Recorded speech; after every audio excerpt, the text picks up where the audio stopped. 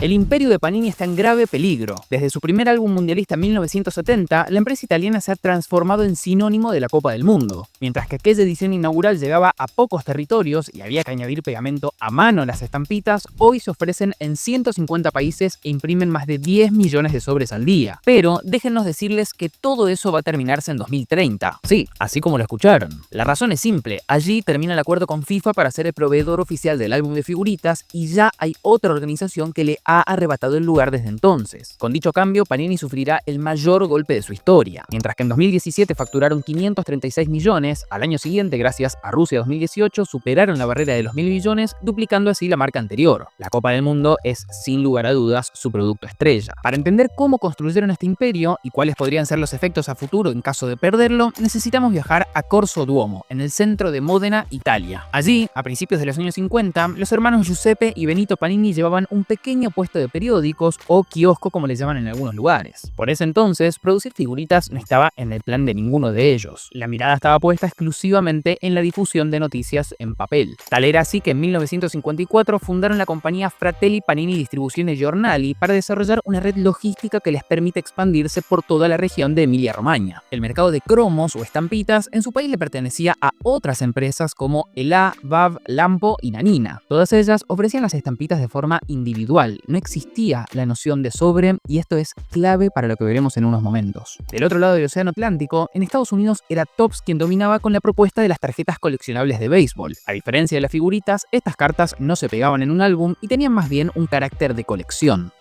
Los hermanos Panini, como cualquier distribuidor, además de revistas y diarios, también comercializaban estos otros productos y por lo tanto tenían un feeling bastante claro del interés que generaban. Dado que rápidamente se dieron cuenta que las figuritas eran de lo más demandado, decidieron dar su primer paso como productores de las mismas. Aunque aquellos primeros pasos no tuvo nada que ver con el fútbol. De hecho, tampoco tuvo nada que ver con el deporte en general. Giuseppe tenía la idea de fabricar, escuchen bien, tarjetas de flores. Como era de esperarse, el proyecto no prosperó y las figuritas quedaron en segundo plano, muy probablemente encajonadas en algún rincón del depósito. Pero pocos años más tarde, en 1960, sí llegaría su gran golpe de suerte. Sucedió que Nanina se había quedado con un lote de estampitas que no había podido vender y las estaba prácticamente regalando. Se trataba ni más ni menos que de una colección del campeonato italiano de fútbol. Los hermanos Panini, dispuestos a hacer un segundo intento, algo muy importante para que muchas cosas terminen funcionando, lo adquirieron. Aunque le dieron un giro de rosca que luego sería fundamental. En vez de ofrecerlas individualmente, lo que hicieron fue juntar de a pares, es decir, de a dos, ensobrarlas y que la gente no sepa cuáles les tocarían. De esa manera, incorporaron una variable que es clave hasta el día de hoy: el azar. Esa adrenalina de descubrir qué jugadores estarán dentro del sobre es parte fundamental del proceso de completar el álbum. Imagínense lo que sería si hoy pudiéramos seguir comprándolas de manera individual. No tendría gracia en absoluto. Esa pequeña modificación obviamente fue un antes y un después para la compañía. No solo agotaron ese lote, sino que terminaron vendiendo 3 millones de sobres en el primer año. Con el diario del lunes, todos podemos preguntarnos por qué a nadie se le ocurrió antes. Y desde ese momento sí que la dinámica se replicó en un montón de lugares, como puede ser el caso de eSports con la modalidad Ultimate Team o incluso con productos como la Bubu que analizamos en este video de nuestro otro canal. A partir de ahí, el camino estaba más que claro para los italianos: abandonar los periódicos y apostar todo a las figuritas. Y vaya si fue la decisión correcta. Para fabricar y vender su propia colección, y ya no la de Nanina, en 1961 Giuseppe fundó Panini. Ese mismo año lanzaron su primer álbum, el Calciatori 1961-1962. Este incluía a los futbolistas de la Serie A y tenía como portada al exjugador del Milan, Nils Lidholm, ganador de una medalla de oro en Londres 1948 y subcampeón del mundo en 1958. Tan icónico se volvió este álbum que, si ingresan a la página de reventa, encontrarán que el precio actual ronda entre los $4.000 y $6.000. Una verdadera locura. En ese sentido, para que estemos dispuestos a comprar, es clave que el sitio web genere confianza. Y lo menciono porque es un problema que no solo tiene la venta de figuritas, sino cualquier organización. Si la plataforma se ve precaria o es difícil de navegar, la seguridad del cliente se destruye. El problema es que crear un sitio web profesional todavía se siente como algo complicado y con muchos pasos técnicos. Por suerte, existe la solución y llega de la mano de Odoo, el sponsor de este video. Odoo es un sistema que reúne todas las áreas de tu empresa en un único lugar a través de distintas aplicaciones. Una de las más útiles es sin dudas la del creador de sitio web. Con él, cualquiera de nosotros puede diseñar una página en cuestión de minutos gracias a su funcionalidad de drag and drop. nada. Simplemente arrastran bloques listos para usar y van construyendo su sitio sin necesidad de programar una línea de código. Además, si su marca ya tiene una identidad definida, Odoo aprende de ella y ajusta automáticamente la paleta de colores, la tipografía y los estilos de toda la web para que quede prolijo y profesional desde el minuto 1. Finalmente, la web se integra en tiempo real con las demás aplicaciones de Odoo, como pueden ser la de ventas, inventario y CRM, para generar así una experiencia todavía más fluida. Lo mejor de todo es que la primera aplicación que elijan es totalmente gratuita de por vida y sin límite de usuarios, por lo que si quieren comenzar ahora mismo a construir su web, ingresen al link de la descripción o también pueden hacerlo escaneando este QR y así al mismo tiempo nos ayudan a que el canal siga creciendo. Muchas gracias Odoo por ser el sponsor de este video. Volviendo a Panini, lo cierto es que su éxito no es tan simple como simplemente imprimir estampitas con las fotos de los jugadores y salir a venderlas. O bueno, un poco es así, pero necesitan algo que, de no conseguirlo, todo se cae a pedazos: los derechos de imagen. Sin ellos tienen absolutamente prohibido utilizar los logos oficiales y la cara de los jugadores, por lo que antes de lanzarse a producir aquella primera edición del torneo italiano tuvieron que acordar justamente con el torneo. Y menciono esto específicamente porque obviamente está directamente relacionado con los problemas que están teniendo hoy en día. Luego de dar aquel paso en los años 60, la realidad es que aquellos años siguientes fueron un éxito. De los 3 millones de sobres vendidos bajo la colección de Nanina, la empresa pasó a comercializar 15 millones a través de su propia fabricación y en el segundo año estuvo cerca de duplicar esa cifra, alcanzando los 29 millones. ¿Lo digo o no lo digo? Porque la verdad que creció prácticamente el doble.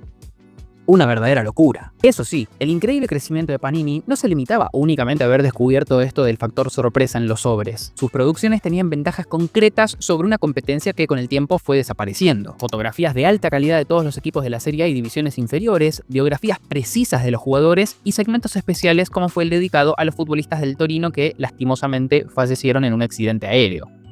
A ello también se le sumó un proceso de producción que fue evolucionando constantemente. En sus inicios, las figuritas se imprimían, se cortaban y se mezclaban con una pala. Sí, con una pala como las que podríamos utilizar para cavar un pozo en el patio de la casa. Luego pasaron a revolverlas con una mantequera de las que se utilizan para fabricar mantequilla o queso. Hasta que, finalmente, en 1963, Umberto Panini, uno de los hermanos que se unió al proyecto junto a Franco, inventó la máquina Fifimatic. Esta mezcla las estampitas automáticamente para evitar los duplicados y luego las empaqueta en sobres, permitiéndole a la empresa alcanzar una producción de gran escala. Curiosamente, la Fifimatic sigue vigente hasta el día de hoy y es con ella que imprimen cerca de 11 millones de sobres a diario en su fábrica de Módena. Aunque lo cierto es que en los 60, más allá de la capacidad de producción y la evolución que tenían en cuanto a la forma de hacer el proceso, seguían teniendo un inconveniente muy claro para su expansión: la limitación al territorio y al torneo italiano. Por más que pudieran fabricar cientos de millones de estampitas, muy pocas personas fuera de Italia estarían interesadas en gastar un dineral para completar el álbum de la Serie A. Necesitaban un torneo que fuera global. Y qué mejor que la mismísima Copa del Mundo. Fue así que, de cara a México 1970, la compañía italiana le pagó a la FIFA $1000 para hacerse con las licencias del certamen.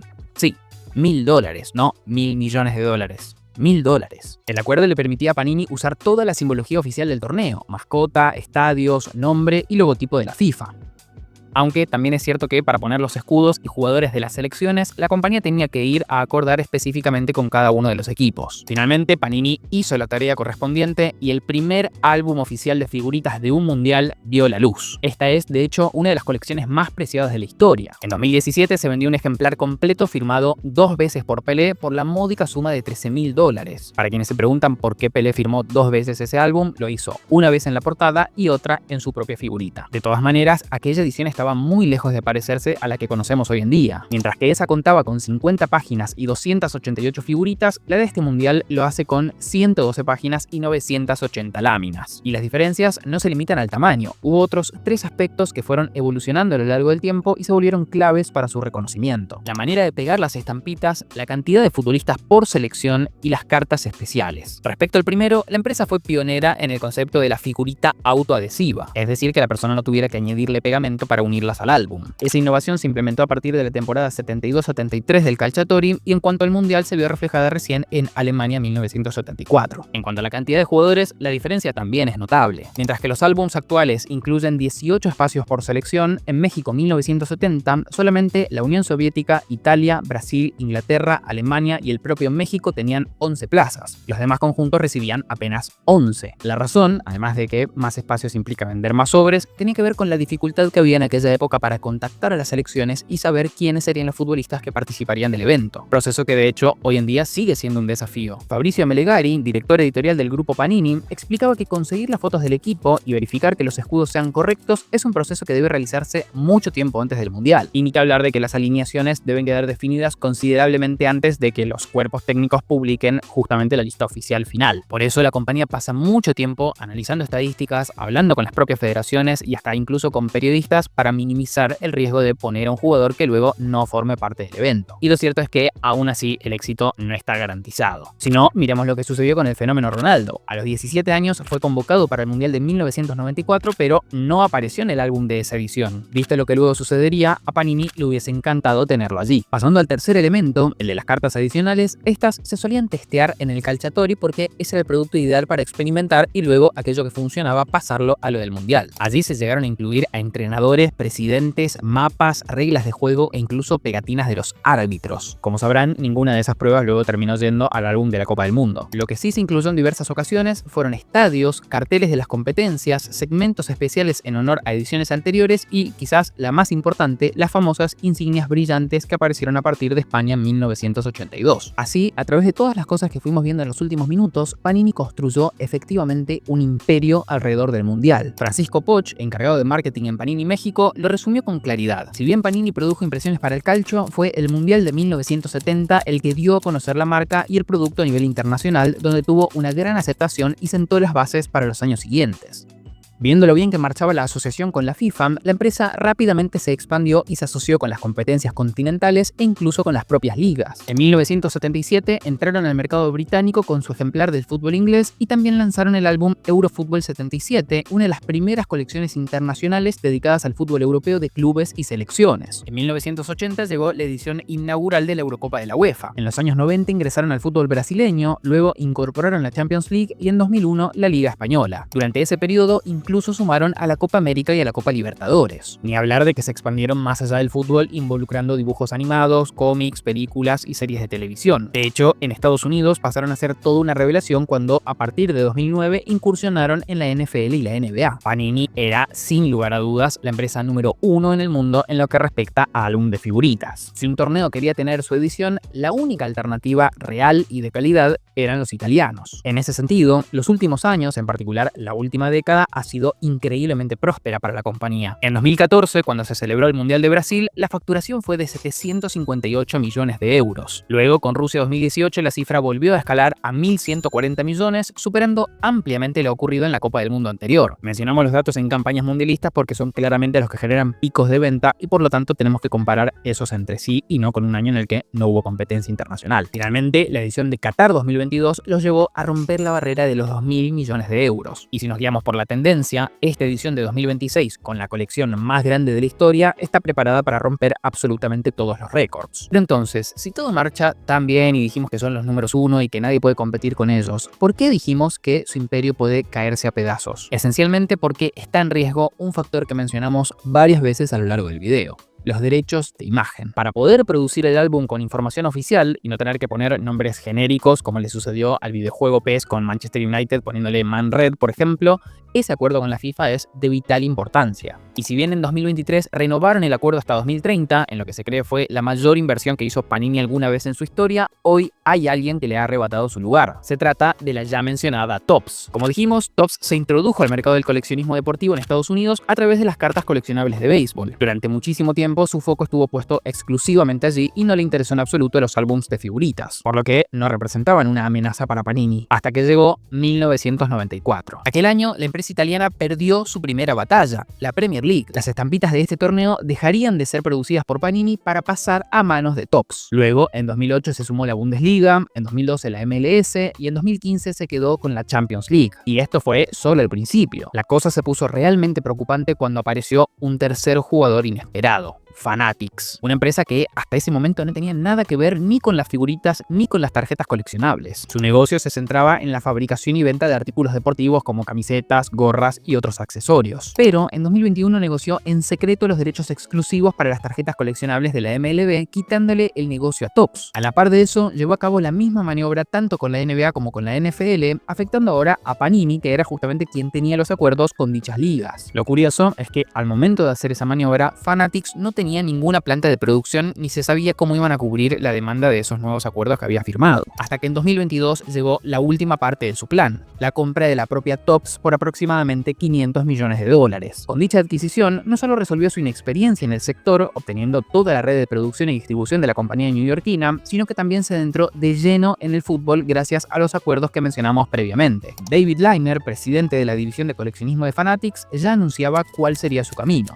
El fútbol es el deporte más popular a nivel mundial y nos hemos centrado en nuestra expansión global. Y vaya si cumplieron. Ese mismo año anunciaron el acuerdo con la UEFA para cubrir los torneos continentales a nivel de clubes y, quizás lo más importante, le arrebataron a Panini la exclusividad de las competiciones de selecciones que había conquistado en los años 70. La Eurocopa masculina, la femenina y la Nations League todas pasaron a Fanatics hasta 2028. Otro de los golpes llegaría en 2024 con la pérdida de la Premier League. Y finalmente, el knockout definitivo lo sufriría con la salida de su producto estrella, la Copa del Mundo. A partir de 2031, Fanatics, a través de Topps, tendrá la licencia exclusiva para producir tarjetas coleccionables, juegos de cartas, figuritas y por supuesto la edición del álbum del Mundial 2034. Fanatics atacó a Panini por todos los frentes posibles y obviamente esta no iba a quedarse de brazos cruzados. En agosto de 2023 inició un juicio frente a la compañía estadounidense por presuntas prácticas monopólicas. Según el documento, Fanatics negoció los acuerdos de la NBA y la NFL en secreto sin darle a Panini la oportunidad de competir, enterándose la empresa italiana por los medios de comunicación. Además, la acusa de firmar contratos exclusivos de autógrafos con estrellas de ambas ligas, bloqueando el acceso a ellos mientras que Panini aún conservaba las licencias de los mismos. Su defensa fue incluso más allá de los tribunales, dado que Panini aún conservaba los derechos de equipos y jugadores en Inglaterra, Francia, Alemania, España e Italia. No solo sacó un álbum alternativo al de Fanatics para la Eurocopa 2024, sino que impidió que esta compañía pudiera incluir a las grandes estrellas en su edición oficial de la UEFA. Esa es la razón por la que faltaron futbolistas como Phil Foden, Bukayo Saka, Kylian Mbappé o Toni Kroos. Al mismo tiempo, los países mencionados aparecieron con uniformes genéricos y sin logos oficiales. ¿Se imaginan pagar por el álbum oficial de la Eurocopa y que no aparezcan las figuras de su selección? Con todo esto, el mercado de las estampitas, que se cree que llegará a valer $4.660 millones